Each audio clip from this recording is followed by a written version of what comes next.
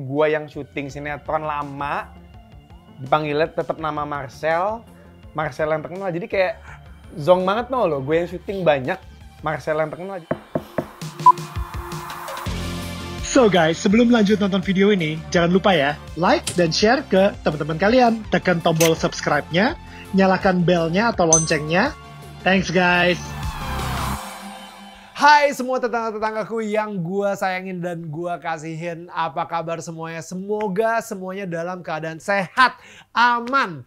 Well, anyway, kali ini gue bersama dengan tetangga gue. Dia adalah seorang aktor. Alright, Misha Chandrawinata. Dan kali ini gue pengen berterima kasih banget sama restoran Yen Signature yang ada di daerah Senopati. Dan mungkin lu bisa ngeliat kalau misalnya di sini ada yakinikunya ya, karena mereka specialnya di yakiniku sampai menangin Michelin Star juga. But anyway, seperti biasa, gue akan ngobrol dengan Misha Chandrawinata tentang bagaimana perjalanan yang spiritual, the spiritual journey of seorang Misha Chandrawinata. Yes! Hai tetangga-tetangga aku, selamat. Tetangga gue juga kan. We all neighbors. Nah, well, jujur aja, gue pengen banget, mudah-mudahan dari obrolan kita bisa memberikan kayak inspirasi atau mungkin harapan baru. Karena sekarang ini lagi di masa corona kayak gini bro, kayak banyak banget orang-orang yang lagi mencari gitu. Dan kebanyakan kayak mereka itu nggak tahu kalau misalnya ternyata dia seorang selebriti kayaknya hidupnya enak-enak aja gitu kan. Nah justru gue pengen belajar sih dari ketika lo lagi melewati kayak keterpurukan mungkin dalam hidup lo atau lagi kegagalan atau apa, gimana sih cara lo going back up dan lain-lain. And that's what the whole show is all about gitu. Nah gue mungkin pengen ngobrol yang pertama-tama lo nih sebelum nanti kita yang wah, bakal panas gitu ya. Sekarang mungkin yang paling basic dulu, men. Paling basic banget. Lu sama Marcel bermasalah gak sih kayak misalnya di compare terus sama orang dan lain-lain gitu? Maksudnya kayak lu, how was that for you? Gak usah dulu, sampai sekarang pun juga masih aja. Jadi gua yang syuting sinetron lama, dipanggilnya tetap nama Marcel yang terkenal. Jadi kayak zonk banget lo, gue yang syuting banyak, Marcel yang gak pernah syuting sinetron dulu. Gue kebalik aja tuh bro. Ya. Joe Taslim yang digebuk-gebukin. Dia udah sampai ke Hollywood, tetap gue yang dapat kredit ya. Ya, kalau lebih sih sama berarti ya. Iya.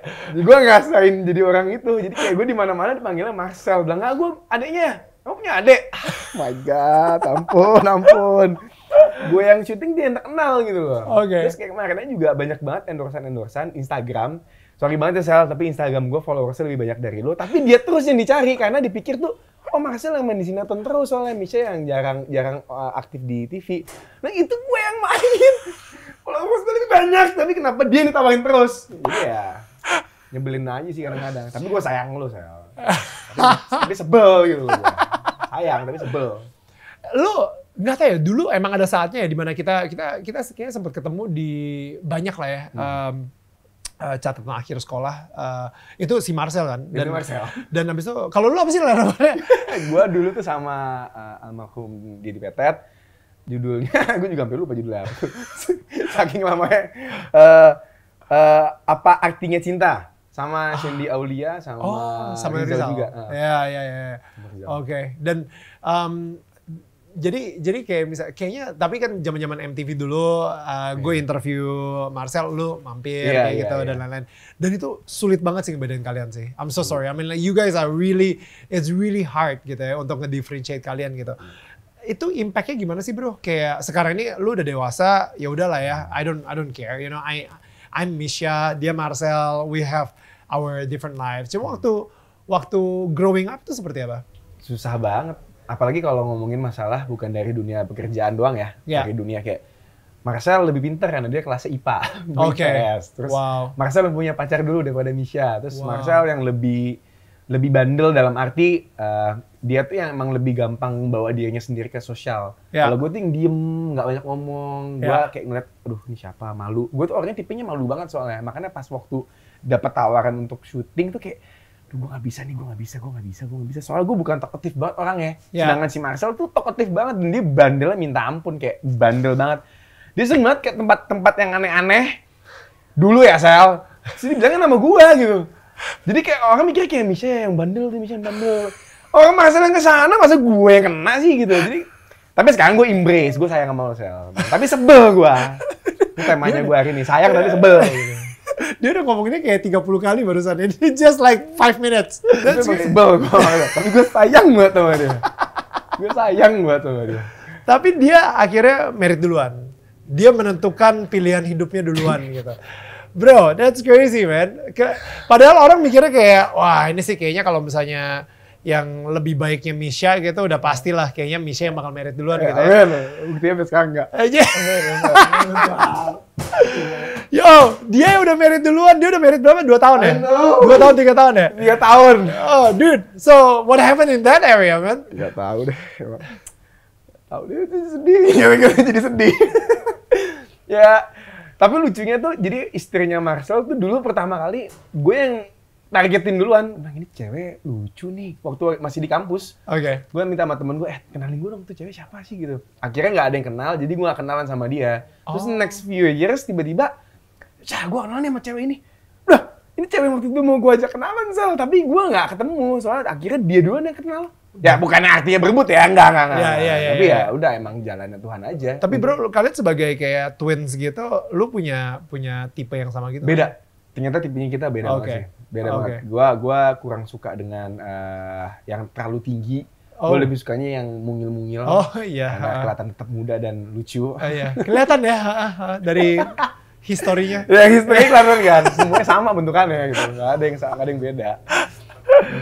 Alright. So, lu sempet kemarin itu pas kita ngobrol-ngobrol gini ya, kayak actually nih ada satu hal yang mungkin kalian nggak tahu juga gitu. Jadi basically gue punya sebuah komunitas dan itu gue membuka rumah gue gitu ya, membuka rumah gue untuk orang datang untuk berdoa dan lain-lain gitu. Dan gue jujur gue juga lupa ya men ya, kayak itu mungkin 2 tahun yang lalu atau setahun yang lalu, lupa gue.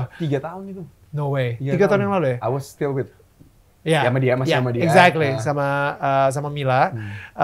Dan kalian datang ke rumah kita gitu, dan saat itu it was the first time actually gue ketemu sama Mila juga gitu. And kita emang nggak terlalu ngobrol banyak di situ, dan kita sendiri juga kayak nggak terlalu, you know, lo ribet sama yang lain, Mila juga ribet sama yang lain. Tapi I can sense kalian berdua itu lagi sama-sama nyari sesuatu, right? Yeah.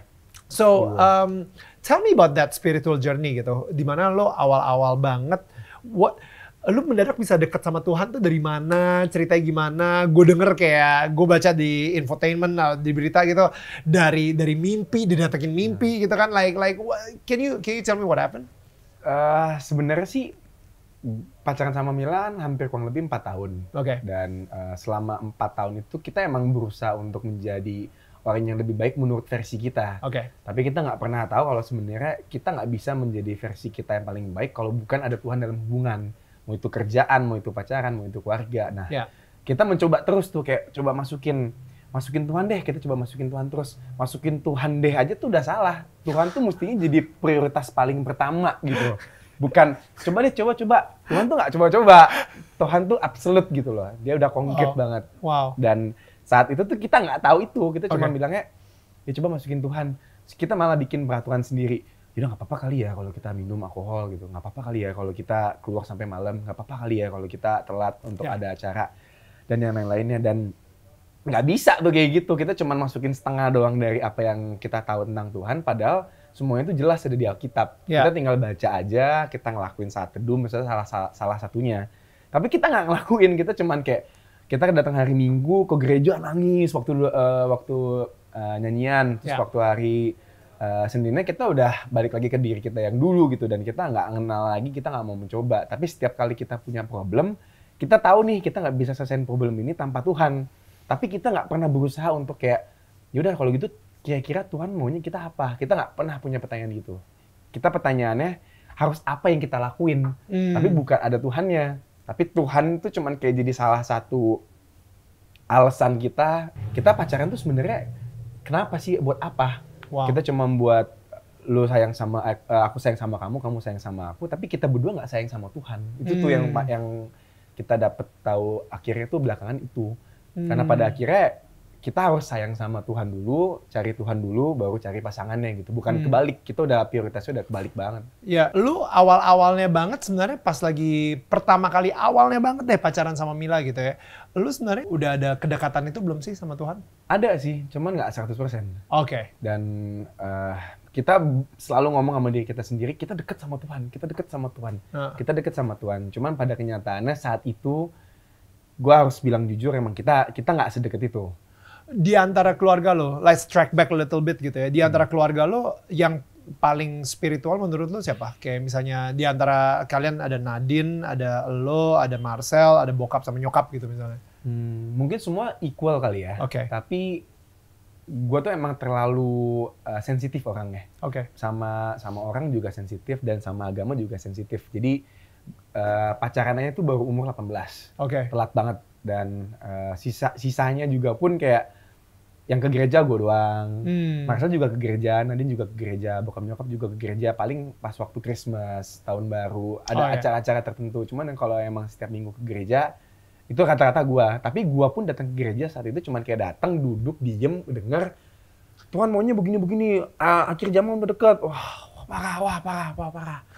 Udah selesai, dah. Lakukan balik lagi ke normal, dah. Jadi kayak cuman denger doang, tapi nggak ngelaksanain, cuman checklist doang ya. Ya.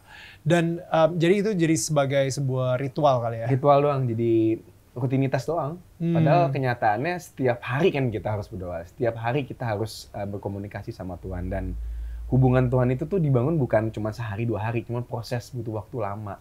Makanya dari situ tuh selalu bilang sama diri sendiri kayak, nggak apa-apa kalian ngelakuin ini, nggak apa-apa ngelakuin itu, Tuhan pasti akan maafin, Tuhan akan maafin. Padahal kenyataannya Tuhan pasti akan maafin, cuman kan kalau kita buat kesalahan, apa yang kita lakuin sama kesalahan itu, responnya apa? Lu lakuin lagi nggak ya? Berarti salah dong kayak gitu. Lu kayak menjustify apa yang yang lu lakuin sendiri, gitu. Yeah. So what happened? Dari yang tadinya lu ke gereja cuma untuk ritual, abis itu ya asal tahu ada teorinya dan checklist aja, sampai akhirnya lu mempunyai hubungan dengan Tuhan gitu. Did anything happen? Yes, itu mungkin udah sedikit ada yang tahu kali ya, tapi pas waktu abis setelah putus sama Mila, emang kelihatan kedengarannya klise banget, kayak ya elah cuma putus cinta doang. Cuman gue tahu beberapa teman gue ada yang putus cinta sampai ada yang bunuh diri juga. Wow. It is really depressing, dan itu emang suatu penyakit yang kadang-kadang tuh orang suka nganggap enteng doang. Bucin itu tuh dibilang yang anggap enteng doang, padahal menurut gua patah hati tuh berat banget, walaupun bukan bangkrut atau misalkan nggak dapet kerjaan atau apapun ya. Itu tuh hal yang real juga buat gua saat itu. Dan gua waktu putus sama Mila, gua menemukan, gua hit rock bottom banget. Akhirnya gua kabur ke Bali, nggak ngomong sama siapapun, nggak ngomong sama produser juga. Tiba-tiba hilang aja dari bumi, dan pengen cuman diri sendiri, terus kayak pengen nyenengin diri sendiri aja. Being there di Bali, alone with people yang gue baru kenal juga dan gue gak kenal sama sekali, malah bahkan gue gak inget namanya siapa aja waktu saat itu. Tapi apa yang gue lakuin tuh bener-bener vivid banget, masih inget banget, jelas banget, dan itu semuanya salah yang gue lakuin. Gue berusaha untuk wash away all the problem with alcohol, terus coba untuk membenarkan diri sendiri, yang penting gue sehat, yang penting gue nggak hilang sampai besoknya masih ingat, yang penting gue masih makan. Gue mencoba membenarkan diri sendiri terus setiap harinya, dan akhirnya tiba-tiba itu Tuhan datang. Sebelum ke situ sih, gue gila ya, jadi benar-benar kayak putus dan patah hati itu benar-benar real banget gitu, maksudnya benar-benar bisa membuat lo sampai kayak nggak ada, mungkin nggak pengen hidup lagi lah. Udah intinya sih kayak tadi lu bilang juga gitu, kalau misalnya ada beberapa teman juga yang sampai bunuh diri gitu kan, sampai it's real. Gue yakin banget kalau misalnya lu sendiri yang lagi nonton juga, lu lagi ngalamin patah hati ini, misalnya lu lagi ngalamin baru putus dan baru kehilangan orang yang lu sayang gitu, hey, it's okay, it's real. I mean like Misha aja bisa sampai kayak gini gitu. Ini it happens to everybody gitu. Nah, yang gue penasaran bro, emang sih the reality of it, it's painful. Dan karena realitanya itu menyakitkan, kita justru nyari cara-cara yang lain ya untuk kabur dari realita tersebut gitu. Dan kadang-kadang cara-cara yang lain tersebut adalah dengan minum alkohol, mabok-mabokan, sehingga minimal tuh kalau misalnya gue mabok, gue nggak perlu mikirin si realita ini. Tapi itu sebenarnya hanya sebuah pelarian Getaway kan aja. sebenarnya kan. Iya ya, kayak gitu. Lu tadinya punya rencana dibatasin nggak sih? Cuman 2 minggu aja gue kayak gitu? Atau sebenarnya Nggak lu ada. udah mulai... Justru malah nggak ada pembatasan sama sekali sih. Karena gue ngerasa setiap harinya tuh pas waktu siang ke sore ke malam, itu semua hilang. Adanya pas waktu jam 12-an, jam 1 pagi pas udah mau tidur doang. Ketika berasa di kamar sendiri, tuh baru berasa feel lonely, terus nggak ada yang sayang sama gue. Padahal gue punya family, gue punya sahabat. Makanya sih salah satu yang mesti ditekankan adalah ketika lo punya problem lo harus terbuka sih. Apapun itu, soal apapun itu harus terbuka. Keluarga lu sama sekali nggak tahu kalau misalnya lo saat itu benar-benar struggling sama itu gitu. Tapi sekarang mereka tahu. Cuman Iya, enggak, tapi maksudnya saat itu. Nah, Oke. gue cuman bilangnya kayak gue cuma butuh waktu sendiri, kasih gue waktu sendiri. Tapi lu Ke sebenarnya Marcel. nggak sendirian juga di situ. Lu sama teman-teman lu juga kan? Teman-teman yang gue nggak kenal tapi. Oh no way. Gue literally ketemu mereka di klub, terus kayak cuman kayak ngobrol-ngobrol, terus kenapa bro, yang kayak so asik-asik gitu Iya. aja. Kira malah jadi temen Mabok. temen mabok sih. Wow. Dan mereka justru kayak seneng banget gitu ya. Mereka bisa mabok-mabokan sama Misha gitu misalnya kayak gitu kan. Mungkin dia nyangka gue Marcel kali ya. Iya. No, I mean like itu maksudnya gini ya, yang gue sedih kadang-kadang ketika seharusnya lu lagi berproses untuk menyembuhkan diri lo, healing process, lu tapi malah dapet orang-orang yang salah di sekitar lo, sehingga healing proses itu nggak akan pernah bekerja. Yang terjadi adalah bukan healing proses, malah running away proses gitu from the problem gitu, sama teman-teman baru yang lu nggak kenal. Man, gila sih. Gue jujur ya, kalau misalnya gue sebagai seorang ayah dan gue punya anak yang seperti itu gue bakal sedih banget sih. Ya jelas. Abis setelah itu gue pulang, gue minta maaf banget. Iya. Waktu itu gue bacanya kalau misalnya itu cuma 2 minggu kan. So that means di minggu kedua, which is hari ke-14, something happened. Yaitu si mimpi tersebut. Oke, tell me more about that please. Di mimpinya itu, ini menurut gua ya, saat itu juga abis setelah gue cerita banyak yang bilang, ya itu mah karena lo minum alkohol aja jadi lo halusinasi kali jadinya. Ya whatever it is, it was real for me. Dan gua berasa banget di dalam mimpi itu Tuhan datang ke gua bilang, Misha kamu harus pulang sekarang dan carilah aku. Dan dia megang kepala gua, dijamah, dan abis itu gue cuman bangun merinding dan gue langsung nangis banget karena gue pertama nggak tahu itu apa. Gue cuma taunya, oh ini kelihatannya sosok Tuhan menurut gue. Tapi gue berasa feel the touch from God. Dan gue bener-bener langsung nyalain HP, langsung nelfon Marcel, bilang kayak gue pulang sekarang, gue langsung mau cari Tuhan dulu, gue mau cari gereja. Akhirnya gue pulang ke Jakarta, gue cari gereja yang menurut gue, yang gue kenal saat itu. Dan gue langsung bilang kayak gue pengen make amends with my sins. Gue pengen berusaha untuk menjadi orang yang lebih baik lagi menurut Tuhan sekarang karena gue habis datang ini dan itu felt so real. Akhirnya ya udah berusaha untuk datang tertanam di satu gereja ini dan itu berarti tahun lalu. Itu tahun lalu. Oh itu baru tahun lalu? Baru tahun lalu. Oke. Tahun lalu. Sorry itu berarti 3 tahun lalu deh. 3 tahun lalu. 3 apa 2 ya? Ya, itulah ya. 3 apa 2 tahun lalu sih. Dan setelah dari hari itu sampai ke sini, itu benar-benar berusaha terus untuk menjadi lebih baik. Tapi menurut gue sendiri masih belum menurut Tuhan. Karena saat itu mungkin tertanamnya di gereja yang salah menurut gue kali. Karena gue nggak belajar apapun juga gitu. Gue tetap cuma belajarnya berdasarkan omongan, tapi nggak berdasarkan aplikasi. Cuma dengar, cuman nggak tahu cara ngaplikasiinnya ke kehidupan. Dan dari situ berusaha balik lagi tuh, sempet balik lagi ke orang yang kayak sebelumnya, bukan menjadi orang Misha yang jadi yang baru, tapi susahnya lagi karena mungkin belum tertanam sama teman-teman punya support system yang bagus. Akhirnya gue sempet datang ke Pemalu itu karena ya berasa banget waktu saat itu kayak kalau gue bisa datang ke sana, gue harus coba ke tempat yang lain kali ya, tapi ngeliat aja Tuhan akhirnya kemana. Akhirnya dapet lah teman-teman yang dua sahabat baru namanya Gerald sama Anthony. Dan mereka berdua ini menjadi salah satu kunci juga sih dalam kehidupan gue, dalam spiritual hidup gue sih. Mereka tertanam di gerejanya mereka, akhirnya gue ikut ke gerejanya dia, dan sampai sekarang gue di gereja itu. Wow. Itu menarik sih. Bukannya apa ya, kayak ternyata gue mikirnya, pertama, man, Tuhan tuh sayang banget sama lu ya? Yes, of course. Oh my goodness. Gue juga nggak bisa ngebayangin sih. Tuhan sayang banget sama lu. God is so good. Maksud gue, the fact that lu sebenarnya bisa aja in that circle of death gitu ya. Lu udah mabok-mabokan, lu nggak set time limit, lu bisa cuman 14 hari, bisa aja 2 tahun di situ. Bisa aja. Dan gue didatengin sama Tuhan. Dan gue nggak pernah nyari, nggak pernah nanya. Cuman kayak pengen get away from all the problem, tiba-tiba dikasih itu. Dan gue nggak tahu kenapa, kayak kok bisa ya? Abis itu masih selalu mikir kayak kenapa ya? Kok ada apa ya? Ini fungsinya apa? Peran gue apa ya kira-kira abis setelah dapet mimpi ini? Why me? Kenapa gue layak mendapatkan hal ini? Gue tahu banget orang-orang yang, ya itulah mungkin ya. Kita sempat pernah ketemu juga, inget nggak? Di Casablanca. Di apa namanya? Mall itu? Kokas. Oke. Kita pernah sempat ketemu dan lu lagi punya temen datang dari Amerika, dia pendeta.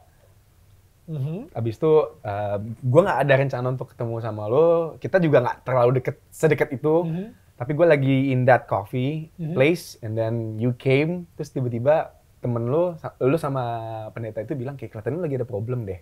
Terus lu nanya ke gue, lagi ada problem ya? Apa? Dan gue cerita langsung, dan gue nangis di depan lu, cerita tentang Mila. Lupa ya? Misha Cernowinata nangis di depan gue, tapi gue lupa gitu. Gila, segitunya gue. Tapi itu karena... Lu yakin tuh gue? Joe Taslim kali? Enggak itu loh. Tapi emang waktu itu gue ketemu lo sama pendeta ini, dan dia bilang kayak gue mau doain lo. Syah, boleh nggak gue doain lo? You did, man. Gue? Yeah. Oh my goodness. Ya ini nih, bukannya apa ya? Ini. Biasanya, kalau misalnya gue lupa, I'm pretty sure it was the Holy Spirit in me. Jadi gue sendiri sampai lupa. Ya, I'm pretty sure. Jadi gue nggak bisa take the credit karena gue lupa. Gue lupa. Kalau ngeliat WhatsApp-nya, masih ada WhatsAppan lo sama gue. Oh, dulu. wow. Bilang, everything happen for a reason. Just put your faith to God and do your portion and let God do His portion. Oh my goodness. Itu kata-kata yang gue nggak mungkin lupa dari lu sih, selalu itu. Bijak banget tuh orang tuh. Ya lo itu. Joe Taslim tuh. Bijak banget, Joe. Oke, tapi again, balik lagi kayak, man, you know what? It's so amazing. Tuhan tuh benar-benar sayang banget sama lu, sampai lu cuman 14 hari aja cukup deh gitu ya. Nggak usah sampai lama-lama. You know what? Kayaknya saat itu, gue nggak tahu what happened in the spiritual world. I think Tuhan tuh bilang, stop it. Jangan disturb anak gue lagi. Yeah. I wanna come to him straight away. Abis itu dia kayak jamah kepala lu. Biarpun banyak orang-orang yang mikir kayak, itu bukan Tuhan. No. Buahnya yang dari hasil tersebut kayak gini, menurut gue itu Tuhan. Kayak gitu. And I know some people yang udah ke gereja berapa puluh tahun, tapi gak pernah punya mimpi seperti itu gitu. Kenapa Misha dapat gitu? Kenapa dia? And mungkin orang-orang itu yang bilang, itu bukan Tuhan, gue aja gak dapet. Gue ya udah paling suci loh, ini kan masih gak dapet. Ya udah kan, suka bete sendiri gitu. Ya iri aja loh, gitu kan. But the most important thing is the fruit. Hasilnya, what happened from it. Sehingga gue ngerasa nih, Syah, orang-orang selalu bilang gitu ya, bertobatlah. Kalau misalnya dalam bahasa Inggrisnya, repent. Gue sebenarnya mempunyai ilustrasi yang nggak tahu apakah lu setuju atau enggak, tapi kita definitely bisa ngomongin ini juga. Karena yang tadi lu bilang ceritanya, ini relate banget ke lu. Ketika seseorang repent, well, sebenarnya kayak gini sih. Basically, ini yang terjadi kalau misalnya gue sebelum kenal sama Tuhan. Gue tahu Tuhan, misalnya anggap aja lu Tuhan gitu ya. Gue tahu Tuhan, tapi ya udah, gue di sini, gue jalan ke sini. gue menjauh dari lu gitu kan. Tapi something happen in my life, sampai akhirnya I decide untuk gue muter ke lu. You know? Dan itu menurut gue bertobat. Tapi what happened is, ketika gue bertobat, gue cuma ngebalikin badan, bro. Gue masih jauh sama lu sebenarnya. Gue masih jauh, dan masalahnya ketika gue balik badan ke lu, circle gue, orang-orang sekeliling gue, itu masih sama semuanya. We're still so far away. kebiasaan gue, kecanduan-kecanduan gue, apa yang gue suka dengerin, apa yang gue itu semua masih sama. Yang beda apa? Hati gue kali ini cuman ngeliat ke lu, kayak gitu. That's different. Nah sayangnya ketika mungkin orang-orang yang bilang kalau misalnya dia udah, wah gue udah tobat nih, abis itu orang-orang di sekitarnya, wah hebat kamu udah tobat, bla bla bla gitu. Abis itu dia jatuh dalam dosa yang lama dilakuin, apalah itulah misalnya kecanduan sama judi misalnya, atau kecanduan sama ngerokok lah, atau kecanduan whatever. Itu semua orang bakal bilang, katanya udah tobat, kok lu masih kayak gitu? You know, itu membuat, padahal yang gue lakuin sebenarnya cuma balik badan loh. Gue belum mendekat sama lo ya, gue cuma balik badan gitu. Belum komitmen gitu. Belum komitmen, dan akhirnya gue sebagai orang yang baru aja tobat, abis itu di sekeliling gue bilang kayak gitu, dan gue sendiri juga akhirnya menghakimi diri gue sendiri. Kenapa ya? Padahal gue baru aja tobat. Gue kayaknya ngerasain banget loh, Tuhan tuh benar-benar sayang banget sama gue dan lain-lain. Gue udah memutuskan untuk gue bertobat gitu ya. Tapi kenapa gue masih ngelakuin dosa-dosa yang lama? Kenapa gue masih jatuh dalam dosa yang sama? Dan lain-lain gitu. Kenapa teman-teman gue masih gitu-gitu aja, kurang ajar juga kayak gitu, segala kayak gitu. Kenapa ya? Dan akhirnya, dan sangat sedihnya, mereka balik lagi. Pasti. Lebih menjauh lagi. And it's so sad. Padahal sebenarnya ada loh proses di mana kita bisa berjalan mendekati Tuhan. Dan ketika kita berjalan ini, oh man, dan ini yang terjadi sama gue sih. Maksudnya selama 7 tahun terakhir ini, gue ngerasa kayak Tuhan juga nyentil gue melalui gue kehilangan suara. Dan selama 7 tahun ini gue benar-benar kayak berjalan ke dia terus. Tapi emang kebiasaan-kebiasaan buruk masih ada dan lain-lain. 7 tahun yang lalu. Sekarang gue gak tahu kenapa gue udah jauh lebih kuat secara spiritual gitu ya, secara mental juga, dan secara fisik untungnya lebih kuat. Bukan artinya paling kuat, tapi lebih kuat gitu. Nah, yang lu bilang tadi, itu gue benar-benar berasaan banget, karena ketika lu dapat mimpi itu, lingkungan lu semua masih sama, lu masih ngelihat Tuhan dengan cara yang sama, lu masih ngomongin Tuhan dengan cara, lu ngelakuin ritual, lu mungkin masih ke gereja pun juga masih cuman sekedar ritual aja gitu. Tapi lu nggak belajar apa-apa, lu nggak dapat apa-apa dari situ. Sampai akhirnya, what happened? Sampai akhirnya lu benar-benar kayak, no, gue harus punya relationship supaya gue bisa jalan lebih dekat dan lebih, you know.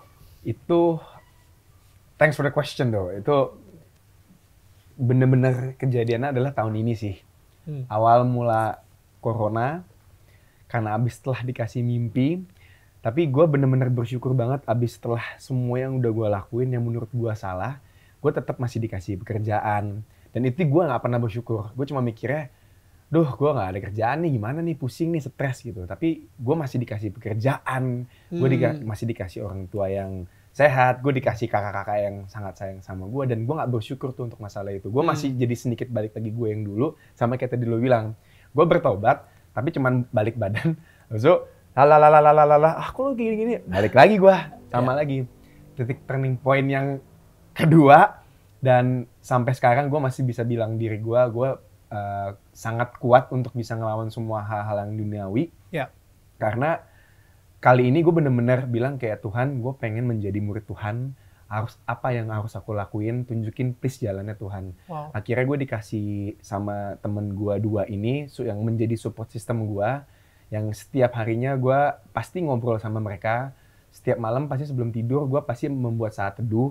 Dan gue share ke mereka apa yang gue pelajarin hari ini. Even hari ini pun nanti akan gue kasih share ke mereka dalam satu rangkuman. Wow. Dan di bulan Februari, yang kita tahu semua emang Indonesia kena corona, dan itu dampaknya bukan ke kita doang secara personal, cuman ke banyak sektor, ke entertainment juga, ke F&B dan semuanya. Dan gue juga punya saudara di Jerman yang meninggal, gue punya ada sahabat yang meninggal karena corona juga, so I know it's really devastating banget, benar-benar sangat parah banget. Tapi di balik semua itu sempat 3 bulan kan kita nggak boleh kemana-mana, dan di bulan pertama Tuhan datang untuk kedua kalinya buat gue. Lewat? Mimpi lagi. Mimpi lagi? Gue gak nyari, gue gak nanya. Bahkan gue bilang kayak sama Marcel, 3 bulan kita bakal cuma di rumah doang, ngapain nih, aduh pusing banget. Padahal kayak banyak banget yang bisa kita lakuin. Ya. Dan Tuhan dari awal bulan langsung datang ke mimpi gue. Gak banyak ngomong, cuman datang, bilang, dan emang ini ada satu cerita di mana gue emang mestinya bulan Agustus ini ke Amerika. Dan gue bilang, gue cuma berdua doang tuh sama temen gue. Bilang kayak kita ke Amerika yuk, kita ke Coachella. Dan gue bilang sama dia, by the way Coachella itu wah tempat party banget deh ya. Itu aduh. Wah. kalau cari di Google pokoknya intinya orang semua kayak kayak Ya. intinya tempat lo untuk Ya, intinya itulah udah pusat ya euforia lah, pusat party. euforia. Euforia, ya. Dan gue bilang sama diri gue sendiri, oke itu tempat, itu akan jadi bulan terakhir di mana gue akan party sama temen gue. Party sama diri gue sendiri, dan abis setelah itu gue akan stop Tuhan, gue akan stop. Ya. Dan belum sampai Februari, pas waktu di Februari aja gue didatengin sama Tuhan lewat mimpi lagi. Dan ini datangnya, kondisinya adalah gue lagi tidur, tiba-tiba gue tuh kayak setengah sadar setengah enggak. Jadi kayak sempet buka mata, sempet enggak, terus kayak tidur. Dan mimpi ini semuanya putih, gue lagi duduk di tempat duduk, dan wujud Tuhan yang sama seperti yang pertama datang lagi. Rambutnya blond, matanya sebelah kiri merah, sebelah kanan biru, dan dia datang bilang kayak, Misha, janjinya apa? Udah nggak gue bikin nih ke Amerika, janji lo apa ke gue?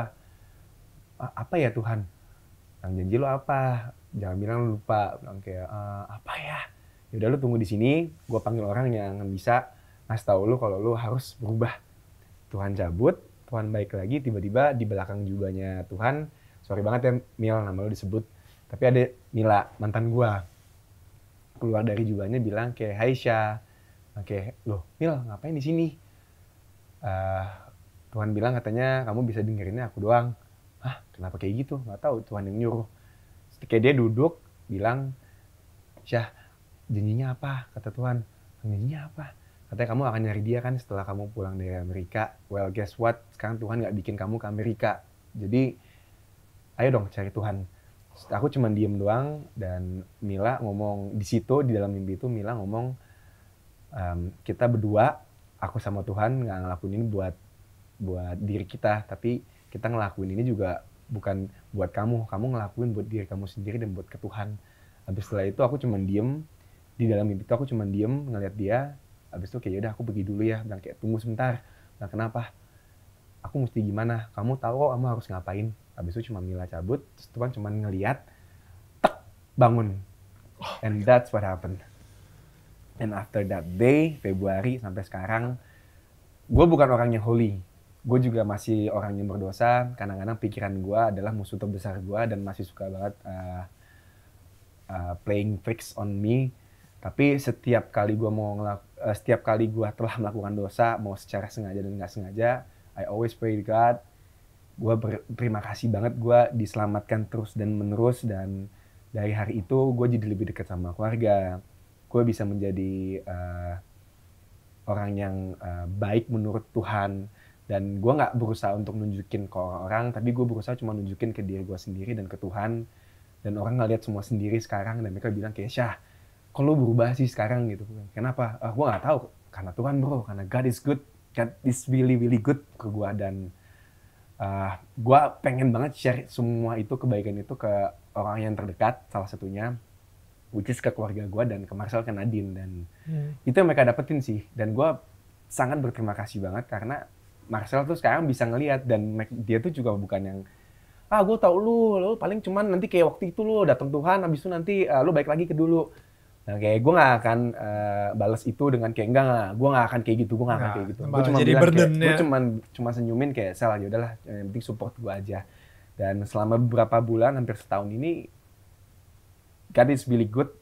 Dia nguatin gue terus, dan gue gak tahu lagi sih cara berterima kasih sama Tuhan seperti apa. Karena again gue diselamatin, again gue dikasih tunjuk jalannya, again gue dikasih tanda sama Tuhan. Dan gue bersyukur banget gue sekarang masih punya pekerjaan, gue bersyukur banget gue masih punya bokap nyokap yang masih sehat, dan gue punya kakak-kakak yang sangat sayang sama gue, dan gue punya support system yang sangat baik sama gue. Dan setiap kali gue punya problem, gue bisa lari ke mereka. Even gak punya problem pun, gue bisa lari ke mereka. Dan itu yang kita butuhin sih. Support system yang baik sih, yang secara spiritual, yang bisa membangun kita menjadi orang yang lebih baik, bukan secara pribadi, tapi secara rohani kita juga. That's powerful, bro.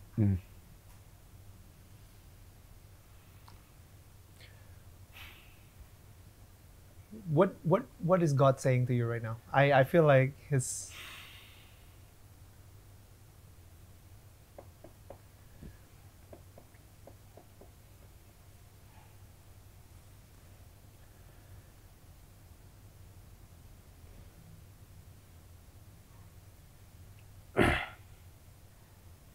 I'm so blessed. yeah.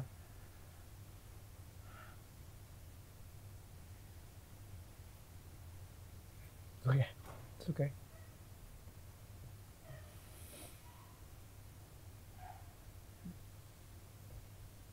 You want to tell the world of his goodness. Whatever it is in your heart, you can just share it.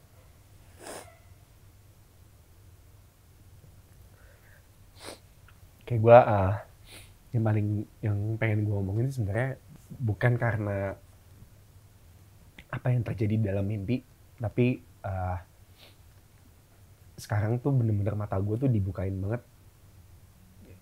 Gue sangat grateful banget dengan apapun yang terjadi dalam hidup gue. Kayak even sama Mila pun gue juga grateful banget. Walaupun it didn't work out dan rasa sakitnya itu sakit banget saat itu. Ya. Tapi gue bener-bener belajar banyak banget dari hubungan yang gue punya sebelumnya. Ya. Dan ternyata gue bener-bener bersyukur, feeling so blessed every single day after mimpi yang kedua. Dan gue pengen cuma bilang kayak kita emang banyak banget sih agama di dunia ini. Tapi apapun itu, semua agama ngajarin kebaikan. Yeah. Semua ngajarin kasih. Dan nggak perlu pernah khawatir dengan apa yang kita punya, apa yang akan terjadi di masa depan, dan serahin aja semua sama Tuhan. God is so good. Mungkin bukan ke gue doang, ke semuanya juga pasti punya ceritanya masing-masing. Tapi gue nggak bisa berterima kasih lebih lagi sih dengan Tuhan, karena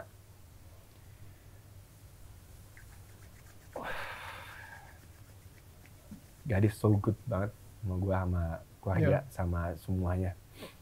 You know, it's such a joy. Gue ngeliat lu kayak gini, it's such a joy gitu. Gue bersuka cita banget actually. Kayak, you know, I feel like di surga itu lagi pada party, tau gak sih mereka? Oh iya. You know, lagi pada pesta semuanya gitu. You know what, di surga ini lagi kayak Coachella. It's so good because mereka benar-benar kayak lagi ngerayain banget, you know, satu anak dombanya yang hilang, and you're back, you know, you're back. No, I was lost. Yeah. Dan Tuhan nemuin balik lagi sih, dan kali ini bukan cuma nemuin doang, cuman ngasih tunjuk jalannya, dan itu karena semua orang yang ada di dalam hidup gua, mau itu yang pernah ada dan yang belum ada sekarang, cuman apapun itu karena mereka juga semua. Dan Tuhan tuh benar-benar ngasih lihatnya lewat, bukan cuma lewat karena ini gue kasih lu kerjaan, ini gue kasih lu, tapi semua kesehatan gue masih dikasih. Dan Tuhan benar-benar motong semua addiction gue yang nggak penting, dan akhirnya gue bisa memotong semua teman-teman yang emang ngerusak gue doang, yang bukan cuman bukan sahabat gitu loh, bukan sahabat yang benar-benar ada pas waktu lagi cuma butuh doang, cuman mereka benar-benar ada terus sampai kapanpun gitu, sampai sekarang pun masih ada. Non mau bisa membuat perubahan, dan siapa sih yang suka perubahan? Perubahan tuh berat banget, perubahan tuh susah. Tapi ketika lu bisa menerima perubahan itu, wow, amazing semuanya, dan lu juga ngerasain itu kan gitu. Ketika lu tahu Tuhan ada di dalam hubungan lu, mau itu hubungan pekerjaan, hubungan percintaan, hubungan keluarga, semua yang berhubungan sama Tuhan tuh baik, nggak mungkin nggak baik. Semua pasti baik. Menurut lo putus sama Mila it's the greatest thing that ever happened. Beberapa tahun yang lalu is the greatest thing that ever happened to you. Bukan artinya Mila itu jahat ya, tapi maksudnya she's so kind. Dia sangat baik banget. Dia sangat baik. Gak ada problem dengan karakter dia yang jahat atau dianya nggak baik sama gue, nggak. Kita semua orang baik. Cuman kadang-kadang kita suka hilang arah, kadang-kadang kita suka nggak tahu apa yang kita lakuin. Tapi kan it's what we do dengan kesalahan itu, dan kita mau berusaha untuk berubah kayak literally dari hati, bukan cuma omongan atau pikiran, tapi dari hati. Dan itu yang paling penting. Dan Mila tuh orang yang baik. Mila sangat baik sih menurut gua. Iya, maksudnya kenapa Tuhan mengizinkan lu putus sama Mila saat itu? Atau bahkan kenapa Tuhan mengizinkan lu jadian sama Mila in the first place? Mungkin buat ngebuka mata juga kali ya. Mungkin buat juga bikin gue ngeliat ke belakang, kayak semua yang gue kasih ke lo tuh ada maksudnya. Perannya Mila mungkin saat itu adalah untuk mengenalkan Tuhan aja waktu itu, tapi bukan untuk mengajarkan lebih dalam mungkin saat itu. Nah setelah itu dikasih sama Tuhan, mungkin orang lain yang membuat gue jadi lebih dekat sama Tuhan. Salah satunya juga Kak Daniel. Dan semua itu membuat gue menjadi lebih bisa bersyukur dengan apa yang gue punya. Karena nggak semuanya nggak berhubungan dengan uang, nggak semuanya tentang harus punya mobil, harus punya uang banyak di tabungan, nggak semuanya tentang itu. Tapi good health, good friends, good family, terus yang paling penting adalah hubungan yang baik sama Tuhan sih. That's all it matters aja sih sebenarnya. So, nggak tahu ya, tadi tuh kayak ada yang kosong gitu. Jadi ketika lu ngomongin soal putus sama Mila, yang pertama kali lu ketemu sama Tuhan di mimpi lu gitu ya, sampai bulan Februari ini, there is actually a gap gitu ya. Lu, you know, what happened? Lu pacaran lagi kah? Lu That's the thing, gue nggak pacaran, tapi emang deket sama beberapa orang. Tapi nggak ada isinya sama sekali, karena diri gue sendiri bilangnya kayak I think I'm ready for a new relationship. Cuman omongan doang. Tapi pas waktu deket, nggak sih, katanya langsung mundur lagi. Dan I heard few of them, dan gue udah minta maaf sama mereka semua. Habis setelah gue mengenal Tuhan, gue benar-benar telepon satu each one of them. Gila. Dan kayak gue minta 250 maaf. cewek. Wah, enggak. 200. Ya gitu. Enggak lah, 275. Nah, cuman benar-benar udah telepon terus minta maaf dengan apa yang udah gue lakuin, tuh salah banget. Mereka tahu kok apa yang gue lakuin, dan gue udah minta maaf sama mereka. Tapi selama hampir 2 tahun itu emang bisa dibilang cuman transisi kali ya. Lu kayak masih dalam pencarian juga nggak sih? Jadi dan lu sendiri juga masih struggle sama kesakitan yang lu punya, sehingga akhirnya kesakitan itu malah menyakiti orang-orang di sekitar lu juga gitu. Gue nggak inget sih berapa lama gue nyimpen rasa kesel, rasa marah, rasa dendam itu. Dan pas waktu selama 2 tahun itu emang coba berusaha bilangnya I'm fine with it. Dalam hati gue udah maafin. Cuman God knows kalau gue belum maafin gitu. Dan yang paling penting tuh itu, omongan, tindakan mungkin bisa dilihat sama orang. Tapi kan yang kita lakuin, apa yang kita lakuin sama Tuhan tuh, Tuhan bisa ngelihat semuanya. Deepest, darkest secret juga Tuhan bisa ngelihat. Dan kadang-kadang kita bego ya, kayak suka mau ngumpetin deepest, darkest secret kita dari Tuhan gitu. Padahal nggak bisa, bro. Padahal dia udah tahu juga gitu kan. You know, it's so weird. Kadang-kadang kita kayak ngapain juga sih? Apa sih yang lu pengen kayak coba umpetin dari Tuhan gitu? Dia tahu, dia maha tahu gitu. Dia tahu segalanya. So, akhirnya gimana cara lu ngeproses bisa mungkin, you know, akhirnya lu bisa minta maaf sama orang dan lu bisa memaafkan juga orang-orang yang pernah menyakiti lu juga dan lain-lain. It's not easy sih, sama sekali nggak easy. Tapi karena gue yakin banget nih sekarang lagi nonton kayak, please Misha kasih tahu gue saat ini lagi ada di pas di titik itu. Semua tuh butuh proses pasti kan. Tapi learn to forgive and forget, that's the first step. Yang paling learn, jadi pelajarin dulu aja gitu ya. Oke. Makanya semua tuh sekarang udah komunitas tuh udah terlalu bikin salah prioritas, tau gak sih? Bilangnya tuh sekarang orang tuh lo harus punya kerjaan yang bagus, lo harus punya hubungan sama bos lo yang baik. Padahal tuh menurut gua tuh semua salah gitu. Kita bener-bener harus deket sama agama kita sendiri dulu. Dengan dari situ hubungan yang lo punya dengan Tuhan akan membantu lo bisa mempunyai hubungan yang baik dengan semua orang yang lain gitu. Jadi bantu lo punya hubungan ke atas dulu, baru sama sesama. Dan yang membantu gua itu ya adalah sebenarnya lebih ke gua tahu Tuhan itu baik. Gue tahu Tuhan itu mengajarkan kasih, hanya kasih salah satunya.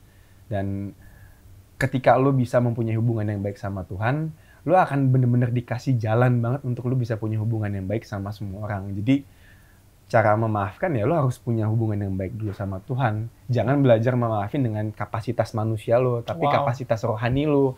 Lo bangun itu dulu, dengan kayak begitu lo akan baru bisa bilang kayak, kok lo bisa sih maafin dia? Ya karena Tuhan yang ngajarin. Wow, that's so good. Kan karena kita sebagai manusia, lo sekeras apapun lo nggak akan pernah bisa deh kayak maksa diri lo sendiri.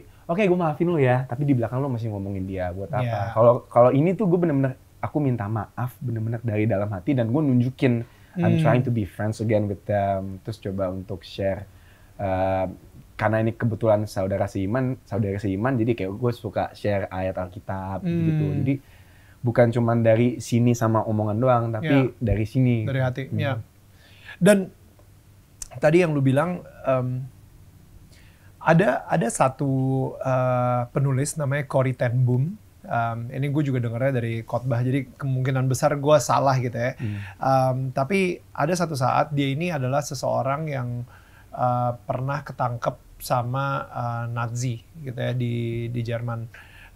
Dia ini gue lupa apakah dia Jewish atau bukan, tapi dia sempatlah ditangkap itu dan karena ibunya dia nutupin Jewish gitu, dia nyembunyiin dan lain-lain. Sampai akhirnya satu keluarga mereka dibawa ke camp, dan di camp tersebut keluarganya dia itu dihukum mati. Dianya selamat, dia survivor. Akhirnya dia sekarang udah keliling-keliling dunia sebagai salah satu evangelis. Dia muter-muter, dia membicarakan, saat itu di satu seminar dia membicarakan tentang forgiveness, melepaskan maaf, ya kan?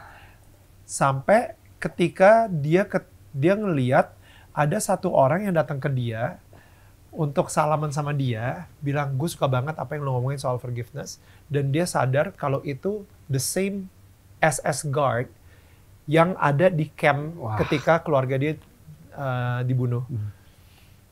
Semua badan dia itu benar-benar kayak kaku, stiff, dan dia nggak pengen banget nyalangin balik tuh orang, tapi tiba-tiba ada Holy Spirit gitu. Mungkin kayak ada roh apa, kekuatan apa, tiba-tiba dia mengulurkan tangannya untuk memaafkan si orang tersebut. Dan yang lu bilang tadi bener banget, karena banyak orang mikir memaafkan itu, it's okay kok, yang dari mulut aja. Tapi kita nggak akan pernah bisa memaafkan orang tanpa bantuan dari Tuhan. Yes. Tanpa bantuan dari Roh Kudus. Nggak mungkin bisa, bro. Untuk memaafkan setulusnya gitu. Dan yang lu bilang itu powerful banget tadi barusan. Keren banget. Lu pernah nggak harus struggle sama memaafkan diri lu sendiri atau memaafkan your past? Dua-duanya. Oke. Memaafkan diri sendiri itu another thing sih. Memaafkan orang lain susah, tapi maafin diri sendiri itu lebih susah lagi. Betul. Karena if you self-pity yourself every single day, lu nggak akan kemana-mana. Tapi belajar dari memaafkan orang lain, dan percaya sih itu susahnya gila banget, luar biasa banget susahnya. Tapi ketika lu udah ngelakuin itu, gila, lu kayak berasa bisa ngelakuin apapun, lu berasa bisa jadi maju bersama Tuhan, bukan maju sama diri lu sendiri, tapi maju bersama Tuhan. Dan waktu abis ngelakuin memaafkan itu, memaafkan diri sendiri jadi lebih gampang, karena jadi tahu, oke, gue salahnya di sini, coba bisa kayak ngambil buku, terus kayak tulis, oke, gue harus apa yang harus gue ubah dari diri gue sendiri yang gue masih kekurangan. Misalkan gue kurang sabar, terus misalkan gue masih suka ngomong kata-kata kotor. Jadi lebih bisa tahu tentang kekurangan lo, dan lo coba berusaha perbaikin itu bersama Tuhan. Nah itu seru banget sih, itu joy banget man, itu joy banget. Kayak gue harus lebih sering untuk ngobrol sama orang tua, karena Tuhan maunya kita kayak gitu, kita harus menyayangi orang tua kita seterusnya, walaupun mereka ngomongnya dikit sama kita, cuman kita harus push terus, karena tugas kita sebagai murid Tuhan adalah untuk nyebarin Injil. Tugas kita adalah juga untuk membuat orang lain sekitar kita tuh nyaman sama kita. Jangan kayak kita datang, parah banget ada itu, jangan kayak gitu. Jadi banyak cek-cek yang harus dilakuin, dan itu jadi malah misi gue untuk selama setahun ini, oke, gue harus kayak gimana ya bersama Tuhan. Oke, gue harus jadi lebih sabar, gue harus jadi lebih banyak dengerin lagu-lagu gereja. Soalnya dulu gue gak pernah dengerin lagu gereja. I know, me too. Yo, anak MTV. Please. Anak pop gitu kan. Jadi kayak tapi mungkin, sorry ya, about that ya, lagu gereja gitu. Maksudnya kayak even lagu whatever you guys wanna hear, lagu agama kalian terserah gitu. Tapi maksudnya gini, bebas. Lagu top 40 sekarang ini banyak banget lirik-liriknya itu yang negatif, man. Yang tadi lu ngomong self pity, yang lu ngomongin kayak self victim, kayak ini nggak adil. Semua lirik-liriknya itu mengarah ke depresi actually, gitu kan? Kesannya kayak ngelawan mereka kan, kesannya kayak nyerang mereka. Gitu. Betul. Dan akhirnya dan belum lagi kalau misalnya gue dengerin lagu dan liriknya itu kayak apa sih? Sweet but psycho. Iya. Makna ganda banget. Abis itu, aduh banyak banget sih yang kemarin itu kita juga, even lagu 90s zaman gue gitu ya, pas gue lagi dengerin, gila, dulu waktu kecil ternyata gue nyanyi lagunya kayak gini semua gitu, yang bener-bener kayak negatif banget. Dan kita nggak tahu kan? Kita nggak tahu, kita cuma mengucapkan itu, dan you know what, ucapan adalah doa gitu. Dan akhirnya ketika gue mengucap-ngucap itu terus, gak tahu kenapa, for some reason, gue jadi ngerasa lebih banyak worry, gue jadi lebih ngerasa lebih banyak takut, gue lebih ngerasa lebih banyak kemarahan dan lain-lain gitu. Nah, akhirnya sekarang ini gue udah less banget sih. Gue jarang banget dengerin lagu top 40, tapi lebih sering dengerin lagu gereja karena lagu gereja itu kayak building up banget gitu. Maksudnya, you know, kayak lagu-lagunya, iya, gue tahu gue salah, tapi apa kasihmu menyelamatkan, you know, and stuff like that. Kayak wow, it's affirming. Sehingga akhirnya apa yang kita ngomongin, ya itu jadi doa kita juga kan. Betul. Dan memang bener sih, kayak kalau lu begitu deket sama agama kan ngajarin kebaikan semua. Akan jadi ngasih tahu cara lu how to live your life to the fullest. Bukan harus naik roller coaster lah apa segala macam, bukan yang kayak gitu maksudnya. Cuman kayak lebih memaksimalkan diri lu, karakter lu tuh untuk bisa menjadi versi yang terbaik bersama Tuhan. Dari lu jadi tahu dengan siapa lu berteman, lu jadi tahu dengan siapa lu harus curhat, dengan tahu jadi lebih tahu lu mensyukuri dengan apa yang lu punya sekecil apapun itu gitu. Jadi banyak banget hal yang bisa lo dapet dan lo lu bisa pegang jadi moto hidup lo gitu loh ketika lo belajar mengenal agama lo. Dan mungkin kedengarannya klise kayak lagu juga deket sama agama, gue baca kok gitu. Cuman ya itu antara lo dan Tuhan lo sendiri. Gue nggak pernah ngejudge, gue nggak pernah nilai, dan ya emang itu harus kita lakuin. Kita nggak boleh ngejudge orang seperti apa. Kayak lu parah sih lo kayak gitu. Orang kayak gitu tuh nggak perlu dengerin. Yang penting dengerin apa kata hati lo dengan Tuhan lo sendiri aja. Selama lo tahu Tuhan ngelakuin ini buat lu, buat diri lu, dan biar lu jadi orang yang lebih baik, ya udah peduli amat apa kata orang lain. Dengerin aja, filter rohaninya tuh dipasang tak gitu. Yang baik-baik aja masukin, yang jahat-jahat ya masukinnya cuman buang aja, nggak perlu. Kalau nyakitin hati lu ngapain lu dengerin sih? Lu sekarang ini kayak punya purpose baru gak sih? Punya banget. Iya gak sih? Punya. Maksud gue, dulu lu main sinetron juga, sebagai aktor juga, dan lain-lain. Tapi kayaknya hari ini nih lu punya, gak tau ya, kalau lu ngomong tuh bener-bener with a purpose. You know, like with a different purpose gitu. What's your purpose? Untuk memuliakan nama Tuhan itu udah jelas banget nomor satu. Tapi kalau in reality, yang bisa gue lakuin, gue sekarang memang masih kerjanya di sinetron. Betul. Dan memang what's different? Apa yang beda dari dulu sebelum lo ketemu sama Tuhan sampai sekarang lo udah bersama Tuhan? Syuting sinetron tuh kayak ada bedanya? Ada banget. Kalau dulu gue selalu komplain terus kayak aduh capek banget, udah jam 12 siang, aduh capek, udah mau jam 10 malam, aduh capek. Apalagi sekarang syutingnya juga Senin sampai Sabtu, kadang-kadang Minggu pun juga nggak dapat libur. Jadi syutingnya setiap hari. Dulu gue always complaining, padahal gue udah dikasih kerjaan. Gue dikasih kerjaan sama Tuhan, di mana semua orang sekarang lagi nggak dapat kerjaan. Dan dari dulu pun gue nggak pernah putus, ada terus gitu. Aduh, puji Tuhan, minta ampun deh, gue nggak ngerti lagi. Dan gue complaining terus. Sekarang gue bersyukur banget, dan walaupun gue disuruh nunggu 2 jam, 3 jam, terus ketemu sama krunya juga gue ajak mereka ngobrol. Jadi gue nggak cuma sendiri doang, cuma datang kerja pulang udah, nggak kayak gitu. Tapi kayak bener-bener ngerangkul semua orang yang ada di lokasi. Dan bahkan kadang-kadang gue karena suka pegang speaker sekarang dan suka dengerin lagu gereja, ya kan ini kan menurut gue kan, jadi kayak gue bawa dengerin lagu gereja aja. Terus mereka pernah nanya, lo gue apaan tuh? Lagu gereja gue bro gitu. Tapi maksudnya gue pengen bikin kayak, soalnya kan Indonesia tuh tentang itu kan, tentang kerukunan hidup bersama kan. Gue gak memaksa mereka kok untuk denger, cuman ya gue dengerin gue sendiri dan mereka nanya apa. Boleh nggak gue pasang? Boleh gitu. Jadi banyak banget yang berubah dalam segi lingkungan kerja. Dan kalau yang paling senangnya sih dari sekarang mengenal Tuhan di syuting, gue jadi tahu apa yang gue hasilin itu bukan entirely buat gue sendiri. maksudnya tuh kayak anggap gue dapet gaji 100%, Ya. tapi sekarang gue langsung potong 40%. 10% pasti gue kasih buat gereja, buat Tuhan. 10% buat orang yang membutuhkan, siapapun itu yang Wow. ketemu sama gue. 10%-nya lagi pasti buat saudara seiman yang membutuhkan. Wow. Dan 10%-nya lagi ya itu buat orang tua biasanya. Maksudnya kayak butuh apa biar gue yang beliin gitu. 60%-nya bisa juga buat orang tua, tapi udah gue gue langsung Persen-persen lah langsung dibagi-bagi. bagi. Itu Wow. secara finansial sih, dan Wow. itu yang paling berat sih sebenarnya susah untuk dilakuin, karena nggak semua orang bisa ngelakuin kayak gitu. Bilang kayak lo yakin mau ngasih 60% doang dalam 40% dalam hidup lo. 10% aja susah bro gitu. Iya. Ya nggak tahu, itu Tuhan yang nyuruh sih. Jadi serius? gue nggak pernah habis pikir, karena Tuhan bisa ngasih, Tuhan juga bisa ngambil, dan ini semua dari Tuhan, dan akan gue balikin lagi buat Tuhan. Pas waktu ngelakuin ini Tuhan kayak kira-kira gue mesti ngapain ya gitu. Ya lo kasih gini aja. Oh, oke. Wow. Jadi sekarang lebih ke berdoa, nanya sama Tuhan, dan gue melibatkan semua keputusan itu. Kayak mau datang ke sini gue nanya sama Tuhan, please Tuhan kasih gue waktu untuk gue bisa ketemu sama Kak Daniel. Ya. Bikin surat resmi Syah, bikin surat izin. Gue bikin Tuhan, gue masukin ke kantor, dan akhirnya hari ini terjadi. Hari ini kita mau. By the way, kalian kalau misalnya mau tahu seberapa sulitnya untuk mendapatkan waktu seorang Misha Chandrawinata ya, gila. Gue udah ngeset ini dari sebulan setengah kali ya, hampir 2 bulan kali. Gue udah ngeset untuk Daniel Tetangga Kamu bersama Misha itu dari 2 bulan yang lalu. Tapi cancel, dan bukannya apa ya? Daniel yang dulu nih. Ya, maaf ya. Daniel yang dulu nih. Maaf, ampun bang. Exactly. Daniel yang dulu.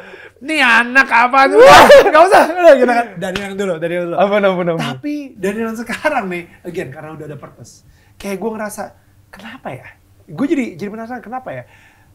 Apakah obrolan kita hari ini bakal menyelamatkan banyak banget orang, Amin. sehingga itu kayak diganggu terus gitu, kayak sampai ya gue percaya ada yang namanya kerajaan kegelapan gitu ya, sama kerajaan terang gitu. Pasti. Jadi kayaknya sampai kerajaan kegelapan ini ngerasa, wah ini kalau mereka ketemu, mereka ngobrol sampai dikamerain dan habis itu ditaruh di YouTube. Betul. Oh, ini ancaman banget nih buat kerajaan kita nih, kayak gitu misalnya, dan akhirnya gue gak tau, bro, bukannya apa ya?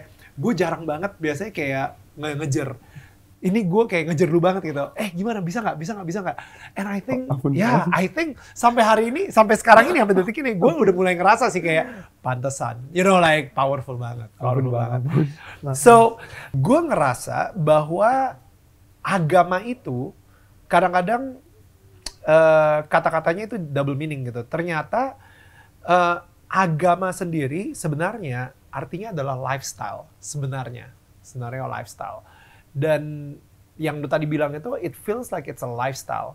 Karena kadang-kadang orang begitu ngomongin agama, it's not about lifestyle, it's about rules. Jadinya sebuah aturan, law, gitu ya. Gue ada kekhawatiran tersendiri ketika orang lagi nonton, dia pengen sesukses Misha. Amin. Ya, dan akhirnya dia bilang, oh, kalau Misha ngelakuin itu, gue akan ngelakuin hal yang sama.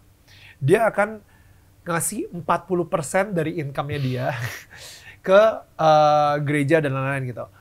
Dan masalahnya kadang-kadang dia ngelakuin itu dengan hati yang salah. Misalnya seperti itu, gue pengen sekaya Misha juga, jadi gue harus ngasih 40%. Gue pengen ini dan lain-lain. Tapi ketika itu nggak terjadi, dia mulai marah-marah. Dia mulai kayak, ini kok Tuhan gak adil ya? Ini kenapa? Padahal sebenarnya yang tadi lu ngomong tuh, Tuhan ngomong ke lo untuk memberikan that direction gitu. Itu pribadi banget. Bukan dijadiin sebuah aturan, bukan jadi sebuah law di mana semua orang harus ngikutin. Ketika yang nonton gitu, oh kalau bisa kayak gitu, gue juga ngelakuin kayak gitu, berarti hidup gue akan jadi lebih baik. Exactly. Itu berarti sebuah formula. Gue udah nemuin formulanya supaya gue ini. Nah, kalau misalnya menurut gue sih, even donasi dan lain-lain gitu ya, itu tetap lu sebagai rasa bentuk terima kasih kita sama Tuhan. Betul. Bukan karena kita pengen menjadi lebih terberkati lagi hidupnya gitu maksud gue. Iya nggak sih? Kalau menurut lu sendiri gimana? Bener.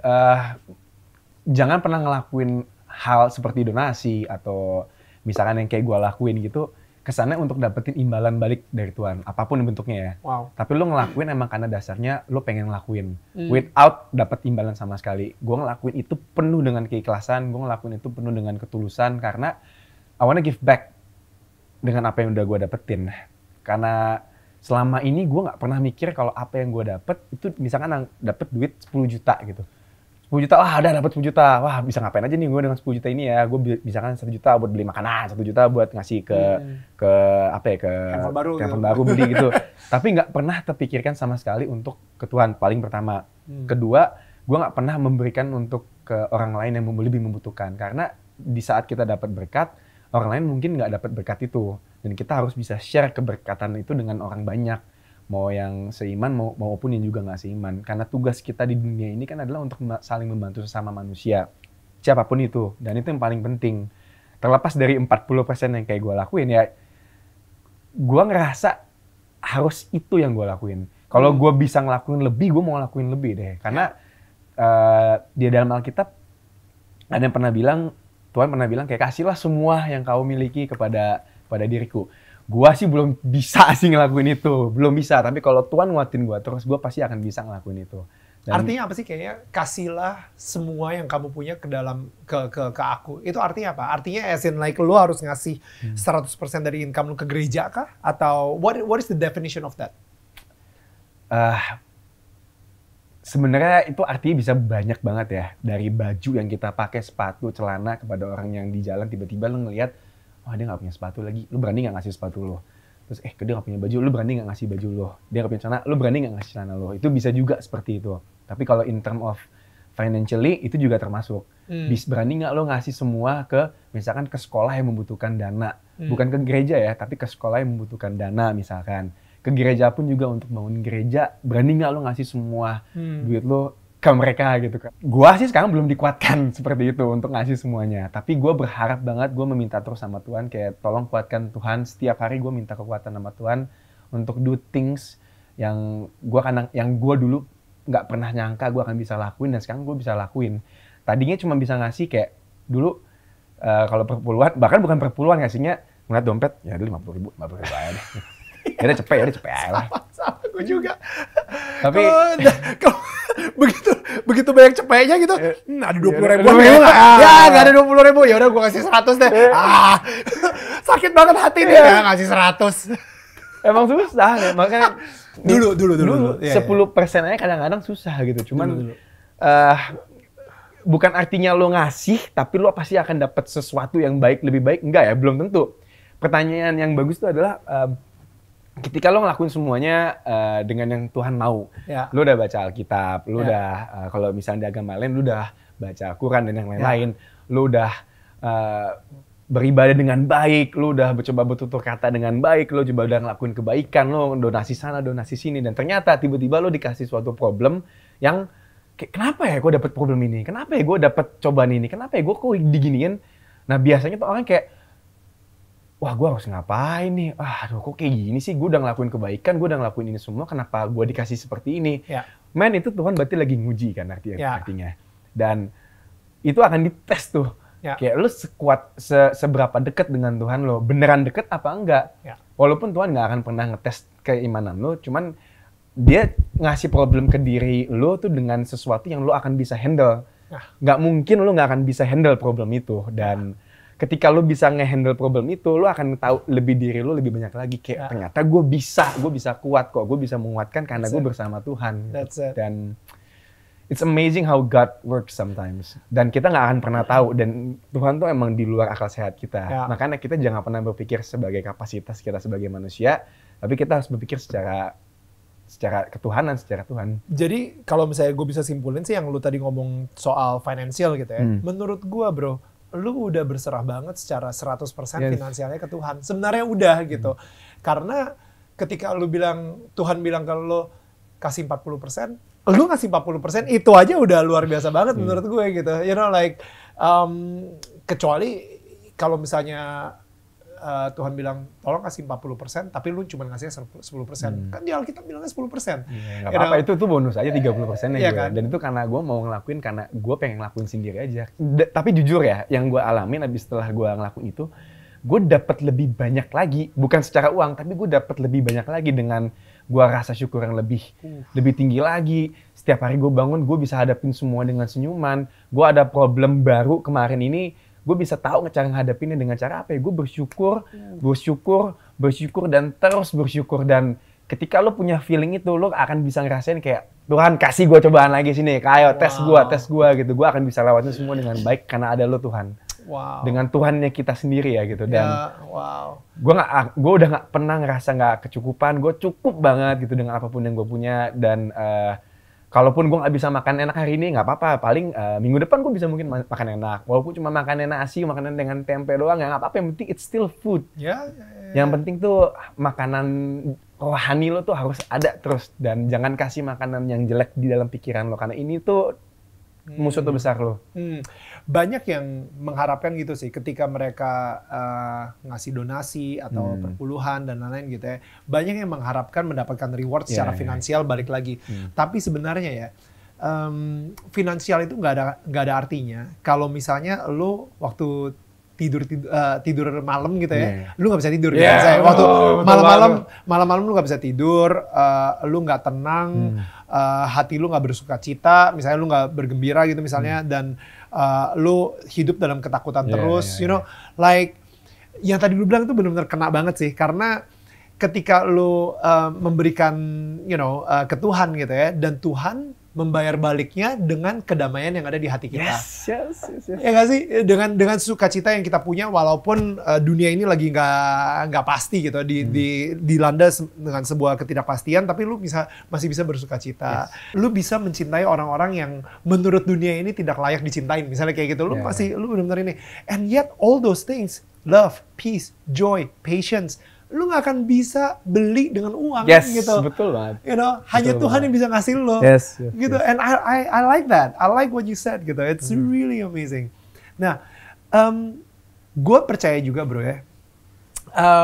For some reason, lo mungkin pernah baca ini juga di Alkitab gitu. For some reason, waktu Nabi Daud atau Raja Daud itu dia sempat marah sama Tuhan gara-gara bahasa Inggrisnya Ark of God. Jadi adalah saudara siapa atau siapa gitu. Ark of God-nya itu udah hampir tabernacle-nya itu kayak mau jatuh, dipegangin, si orang ini mati. You know? Dia marah banget. Nah, dia bilang, udah lah kalau kayak gitu, ini tabernacle-nya atau Ark of God ini tinggal di sini aja. Gua nggak mau bawa balik ke Yerusalem. Dia bilang kayak gitu. Tiba-tiba gara-gara ditinggal di tanah itu, semua keluarga sama orang-orang di sekitar itu flourish, you know, tiba-tiba mereka panennya lebih banyak dari biasanya. Ditulis kok itu kayak diberkatin banget secara finansial, semuanya benar-benar diberkatin banget deh. Wah, sampai akhirnya Daud bilang, kok daerah situ ini banget ya, kayak subur banget gitu ya. Oh, karena kan kemarin itu lu sempat tinggalin si Ark of God-nya di situ gitu, tabernacle di situ. Bawa balik deh ke sini, kayak gitu kan.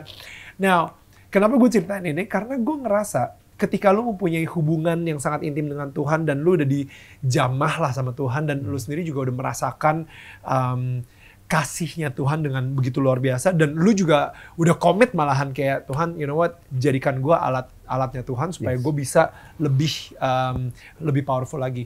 You become the Ark of God. Lu jadi si tabernakel tersebut gitu yang Tuhan banggain banget. Nah, dan gara-gara itu bro, gue ngerasa keluarga lo jadi ada kedamaian juga. You know, dari Nadine, Marcel, your parents, itu jadi ada kedamaian juga. Sinetron lo jadi nomor 1. Gara-gara it's sometimes ya itu ya, doa orang benar akhirnya malah nge-efek ke semuanya gitu, ke lingkungannya dia gitu. And it's amazing. It's amazing. You can see that change, ya kan? Secara tangible, bukan cuma secara kayak oh ya suatu saat. No. Lu benar-benar ngeliat itu di depan mata lu bahwa it's happening juga gitu. What do you think of that? Bener banget. Gue pengen jadi nangis lagi karena denger cerita itu dan apa yang lu ngomongin, karena untuk ngedapetin kedamaian hati itu susah banget, nggak gampang.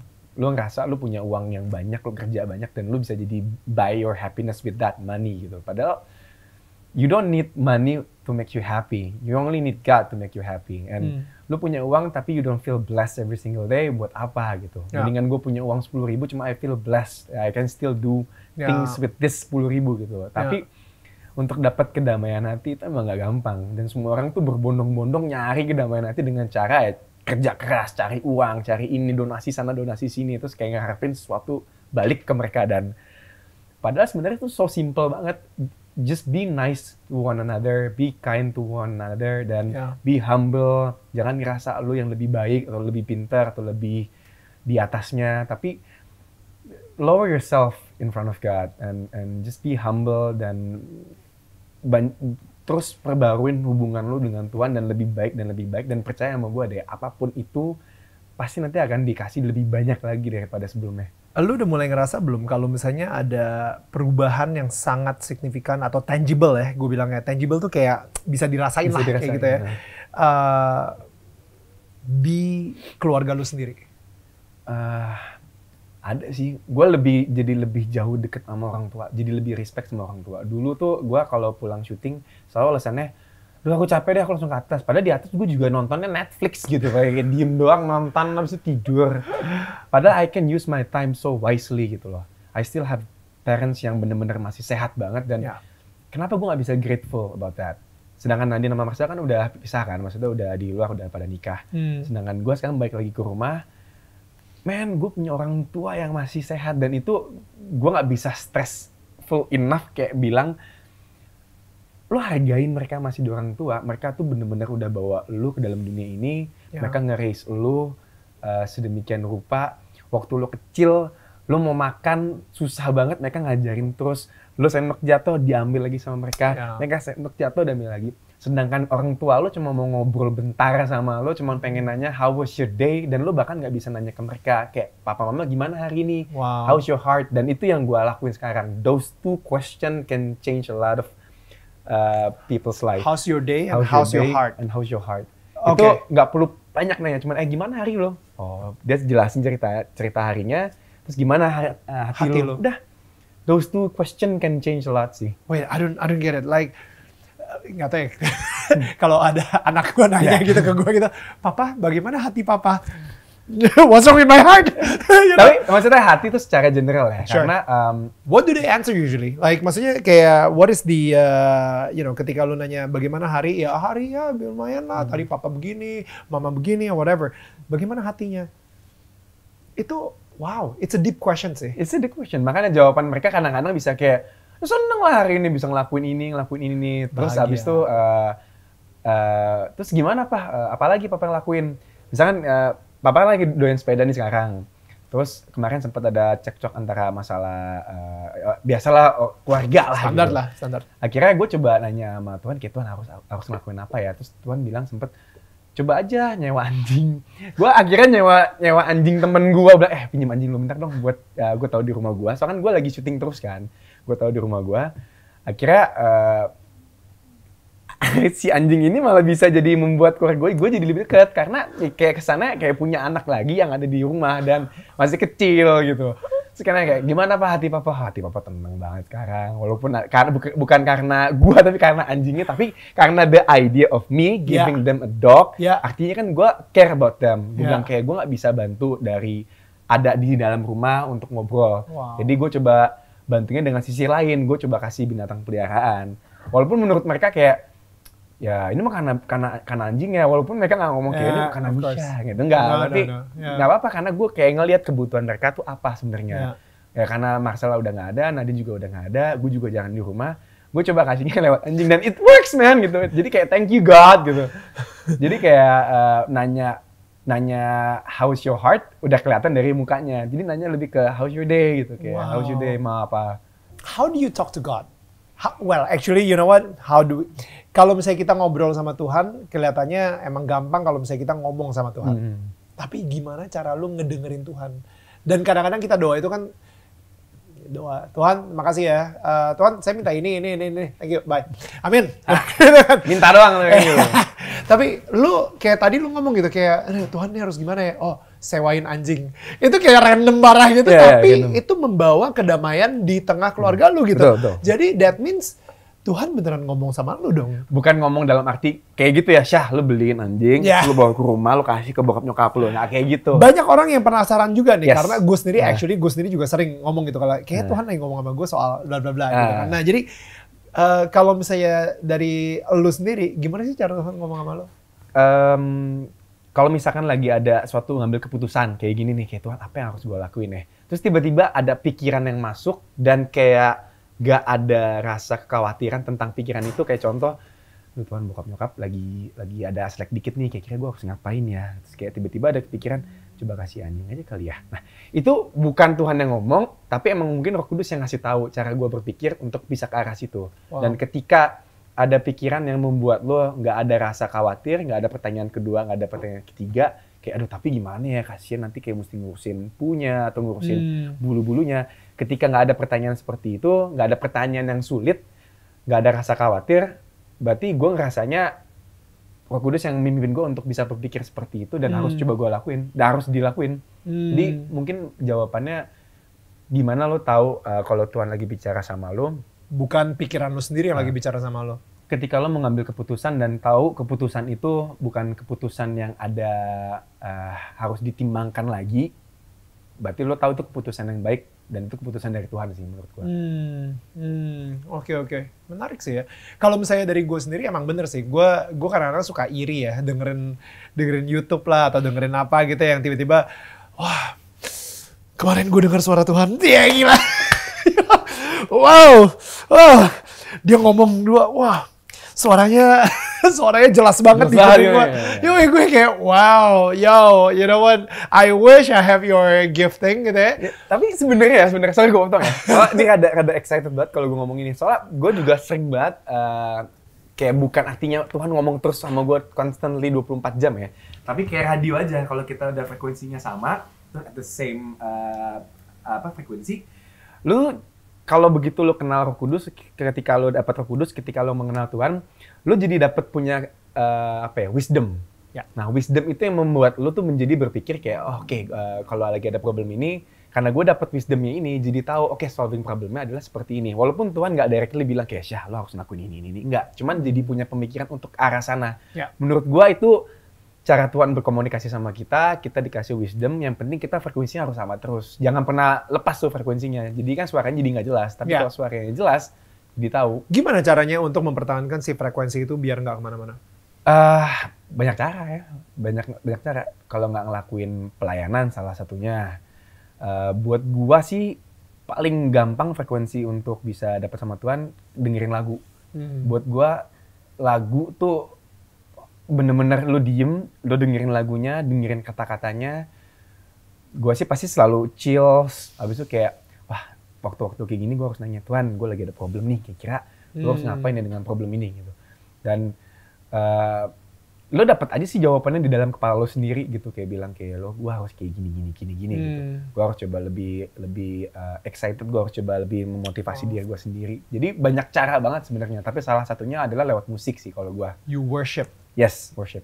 Ya, walaupun ketika lu lagi ngelewatin masalah berat, you worship. Yeah. Maksudnya kadang-kadang kan ketika kita lagi ngelewatin masalah berat tuh yang ada worship itu ada di hal yang paling ujung lah, paling terakhir lah. Dan of course juga ada suara-suara di otak lo yang bakal bilang, serius lo ini masalah, either masalah kecil atau masalah gede, pasti ada suara yang merendahkan hal tersebut gitu. Itu sisi manusia kita. Ya kan? Dan pasti ada. Misalnya masalahnya kecil, alah gini aja lu minta sama Tuhan, pakai worship segala. Kalau masalahnya gede, lu gila. Ini masalah segede ini lu kok nanya sama Tuhan, lu tanyanya sama orang yang lebih bersalah. You know, jadi masalah kecil atau masalah gede, itu pasti kita akan dibodoh-bodohin sama pikiran kita sendiri. Betul. Untuk nggak nanya sama Tuhan gitu ya. What's your biggest problem so far kalau misalnya udah ketika lu udah ketemu sama Tuhan deh kayak gini? Sebenarnya lebih ke sekarang tuh kalau kayak tadi gue bilang, kalau gue ada problem, gue malah minta sama Tuhan kayak Tuhan kasih gue problem deh, karena gue tahu gue bisa handle problem. Bukan artinya gue senang dikasih problem, cuman gue ngerasa setiap tes, setiap ujian yang datang ke gue tuh jadi membuat gue, kalau gue bisa lewatin ujian ini lagi, gue akan bisa menjadi orang yang lebih baik lagi, mengenal karakter gue lebih baik lagi. Jadi apapun problem yang datang, mau kecil mau besar, setiap problem pasti ada solusinya kan. Cuman kadang-kadang kita nggak bisa nemuin solusinya karena kita berpikir secara manusia terus gitu kayak, menurut gue harus kayak gini, menurut gue harus kayak gini, menurut gue harus kayak gini. Padahal ganti aja pertanyaannya, menurut Tuhan gue harus ngapain ya gitu. Haruskah berdoa?